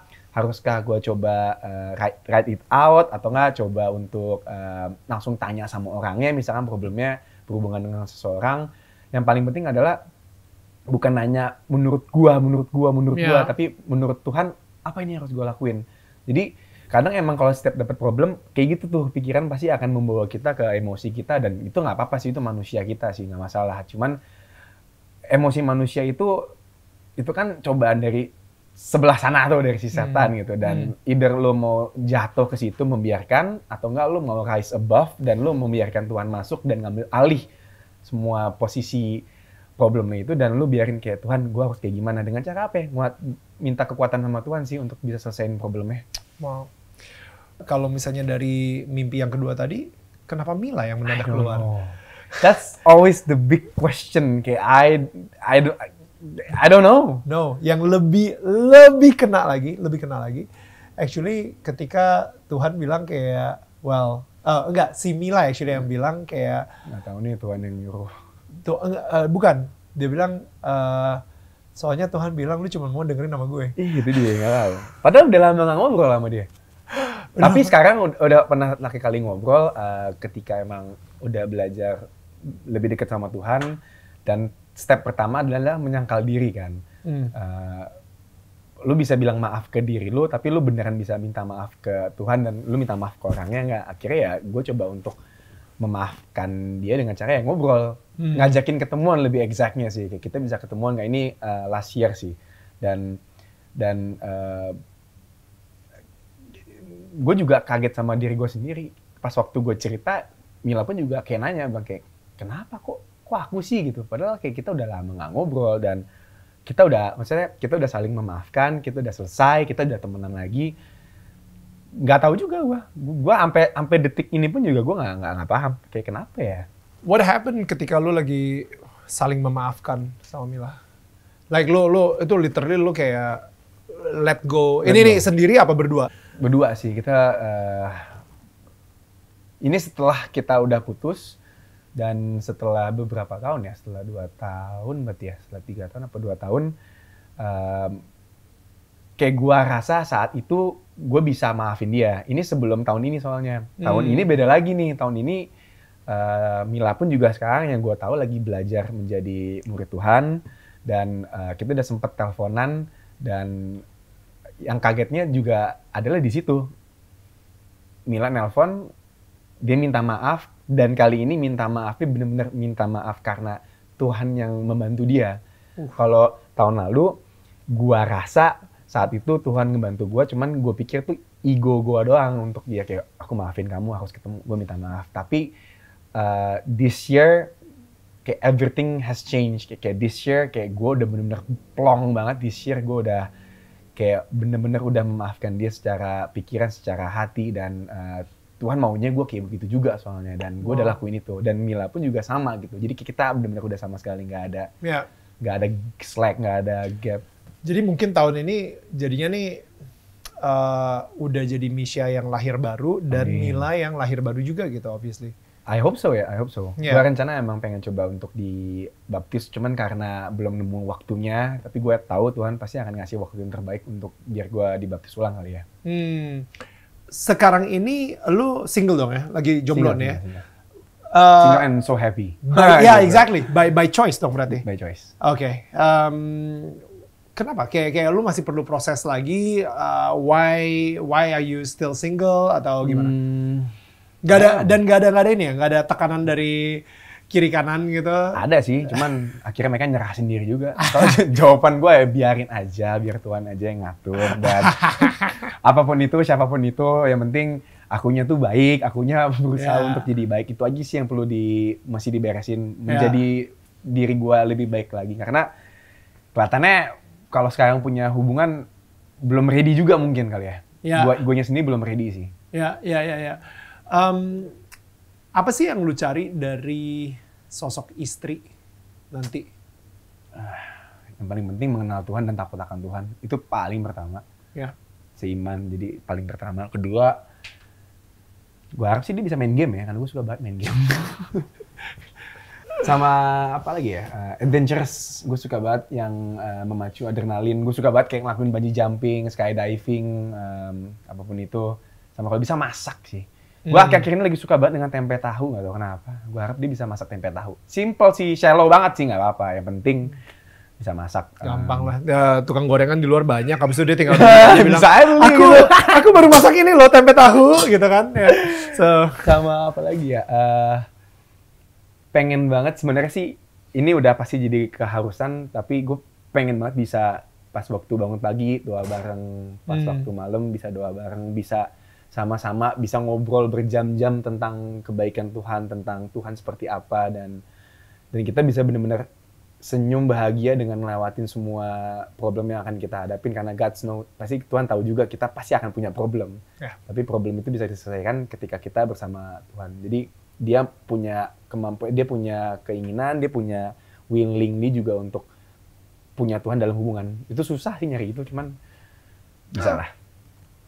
Dan nggak mungkin lu langsung dapet ya. Kayak gitu. Ya, maksud gue gini, sorry, tapi maksudnya lu nggak mungkin langsung dapet jebrek. Kayak gitu, gitu. Tapi maksud gue, kayak gue ngerasa this is just an encouragement aja sih. Kayak gue sama istri gue hari ini, gue ngerasa dia adalah perempuan yang benar-benar selama ini gue impikan banget. Ada satu saat di mana gue yang kayak lagi bangun tidur gitu, gue ngeliat dia lagi mungkin main handphone dari belakang or whatever, tapi abis itu gue kayak nangis aja gitu, gue kayak ngerasa Tuhan, this is it. This is exactly how I want in a wife gitu. I want that. You know, dan akhirnya ketika gue ngerasa kayak gitu, tapi journey kita itu mungkin 4 tahunan, 5 tahun sampai akhirnya gue, wow, you know, Tuhan benar-benar telah ngasih gue seorang istri yang sempurna banget buat gue dan untuk gue gitu ya, dan tapi ya butuh 5 tahun gitu. Jadi yang tahun pertama dia banyak kekurangan, gue sendiri juga lebih baik lagi kekurangannya gitu. And I think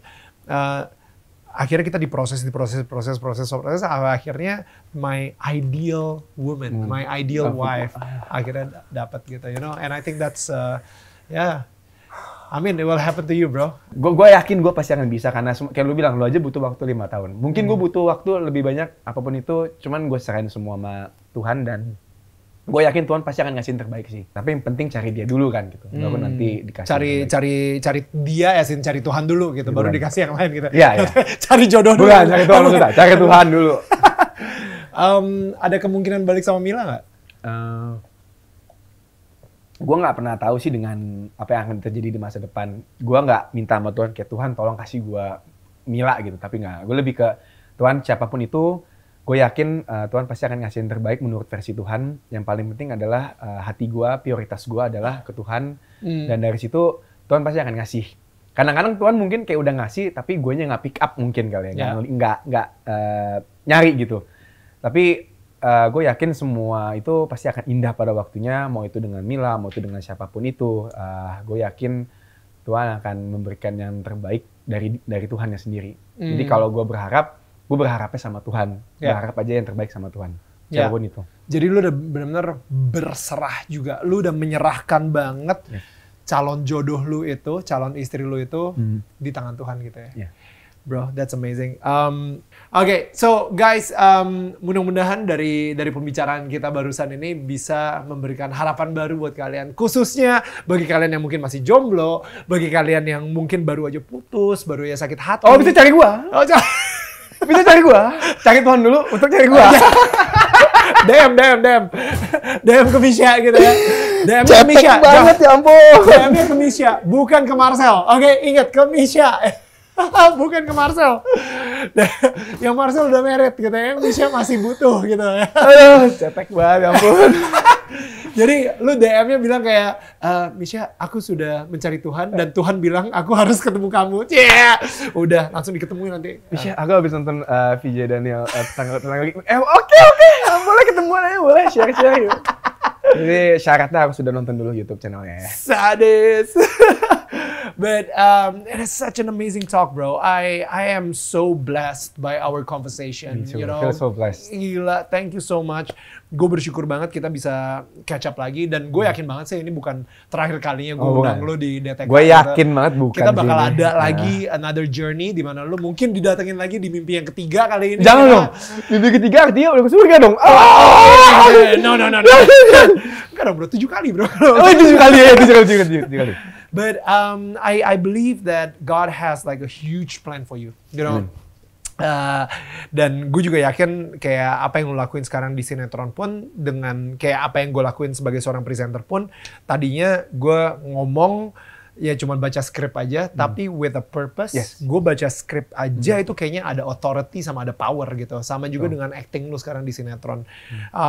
Dengan lu acting di sinetron dengan ada purpose ini, kayak ada sesuatu yang orang sendiri juga mungkin ketika nonton gak bisa ngejelasin.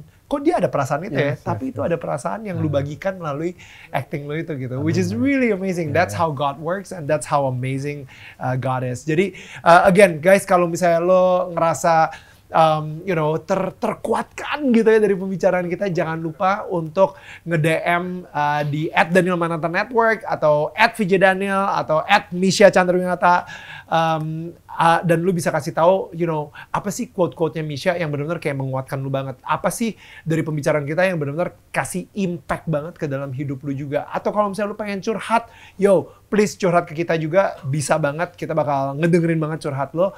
And don't forget to curhatnya langsung di DM di @DanielMananta_Network, atau lu bisa langsung tulis di komentar di bawah ini juga, right? So again, by the way, kalau misalnya lu baca komentar di bawah ini yang kebetulan ada salah satu teman kita, saudara kita yang lagi teriak butuh pertolongan, why don't you reply? Kalau misalnya itu benar-benar menggerakkan hati lu banget, why don't you reply? Untuk kasih semangat, untuk ngasih harapan juga, untuk mendoakan dia juga, karena kita tetangga itu ya saling menyangga, bukan saling menyanggah. Alright, so thank you so much. We'll see you again next week. Kita ketemu sama tetangga kita yang gak kalah keren sama Misha. Alright, see you guys. Bye. Buat Misha, ketika kita dikasih sebuah problem atau ujian, maka level kita juga akan naik di mata Tuhan. Tapi sebagai manusia, kita kadang berpikir setiap masalah atau ujian yang datang, kita bingung harus ngelakuin apa. Apa benar harusnya kita mencari tahu Tuhan ingin kita bersikap bagaimana dalam mengatasi masalah atau ujian tersebut. Dan menurut gue itu dalam banget. Karena nggak semua orang bisa seperti Misha berpikir tentang hal tersebut. Karena ketika kita berserah kepada Tuhan, ketika mendapati masalah, Tuhan yang akan menolong kita dengan cara uniknya Dia. Dan kadang bagi manusia sangat mudah untuk bilang, iya, gue percaya kebesaran Tuhan, tapi waktu dia mendapatkan persoalan, manusia malah lupa untuk mempercayakan kesulitan hidupnya tersebut kepada Tuhan, menaruh di tangan Tuhan. Perkataan Tuhan adalah solusi bagi semua masalah. Selalu mengandalkan Tuhan, maka selalu akan ada jalan. Oke, akhirnya obrolan panjang gue dengan tetangga gue Misha Chandrawinata berakhir sudah. Nah, buat kamu yang pengen nonton full versionnya tayangan episode Misha Chandrawinata, besok gue akan upload full versionnya jam 4 sore. Right, kalian udah bisa langsung nonton di channel YouTube Daniel Mananta Network. Oh ya, by the way, kalau misalnya kalian ingin berbagi kisah atau mungkin punya permasalahan tentang kehidupan, langsung aja tulis di kolom komentar yang ada di channel ini. Right? Atau kalau kalian bisa DM juga langsung ke Instagram @DanielMananta_Network, kita akan sangat menerima banget. Barangkali gue atau tetangga gue bisa membantu kalian. Karena tetangga itu saling menyangga, bukan menyanggah. I'll see you guys next week.